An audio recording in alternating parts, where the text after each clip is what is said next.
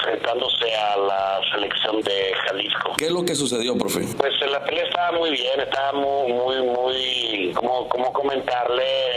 Iba muy cerrada, ¿no? Iba muy bien la pelea. Ya lo que es en el último round, Manuel Alejandro López Patiño le pegó una patada a la cara, en lo cual, pues, o sea, todo el público estaba presente, vio, inclusive pararon el combate y pues no habían puesto los puntos, ¿no?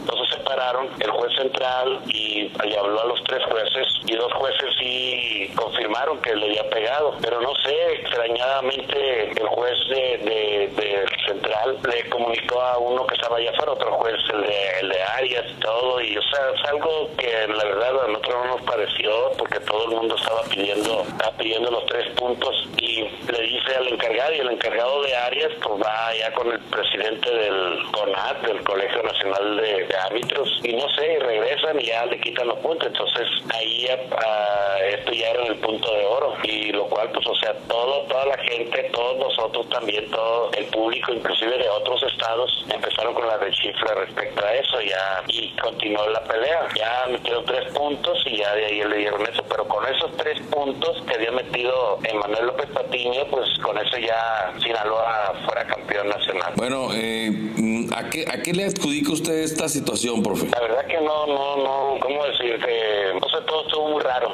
Inclusive, pues nosotros hablamos respecto a eso, pero no se pudo revocar, no se pudo, inclusive ahí no se puede poner una protesta, inclusive con video y todo, pero en realidad no sé qué pasó ahí. ¿Cómo se quedaron los muchachos, los participantes, profe? La verdad, pues, o sea, pues triste, ¿no? Porque lucharon para llegar a la final, y por las cuestiones de una persona y todo, mal manejo del jueceo y todo, una mala decisión, pues, ahí los muchachos pues andaban bien tristes.